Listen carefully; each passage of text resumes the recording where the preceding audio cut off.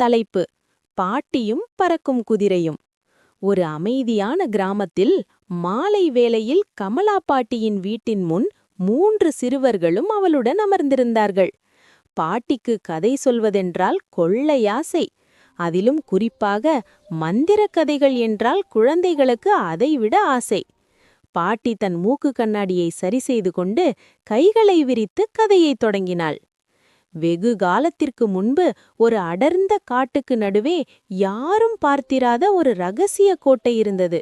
அந்த கோட்டை மேகங்களுக்கு மேலே மிதந்தியிருந்தது என்று பாட்டி சொன்னதும் குழந்தைகளின் கண்கள் ஆச்சரியத்தில் விரிந்தன. அந்த கோட்டைக்கு செல்ல ஒரே ஒரு வழிதான் இருந்தது. அதுதான் வெண்புறா என்ற மந்திர பறக்கும் குதிரை. அது சாதாரண குதிரை இல்லை, பால் போன்றது. வெள்ளை நிறம், சூரிய ஒளியில் மின்னும் பிரம்மாண்டமான 2 சிறகுகள் அதற்கு இருந்தன. பாட்டி தொடர்ந்தாள். ஒரு நாள் அந்த நாட்டின் இளவரசன் தன் நாட்டு மக்களை காப்பாற்ற ஒரு அபூர்வ மூலிகையை தேடி அந்த கோட்டைக்கு செல்ல வேண்டியிருந்தது. அவன் வெண்புறா குதிரையிடம் உதவி கேட்டான். குதிரையும் சம்மதித்தது.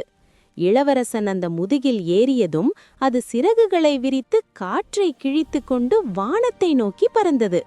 அவர்கள் மேகங்களை கடந்து அந்த கோட்டையை நெருங்கினார்கள். அப்புறம் என்னாச்சு பாட்டி?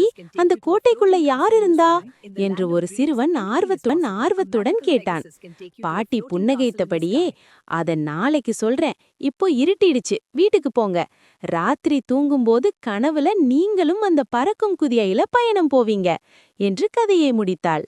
குழந்தைகள் அந்த மந்திர உலகத்தின் நினைவுகளோடு தங்கள் வீடுகளுக்கு சென்றனர்.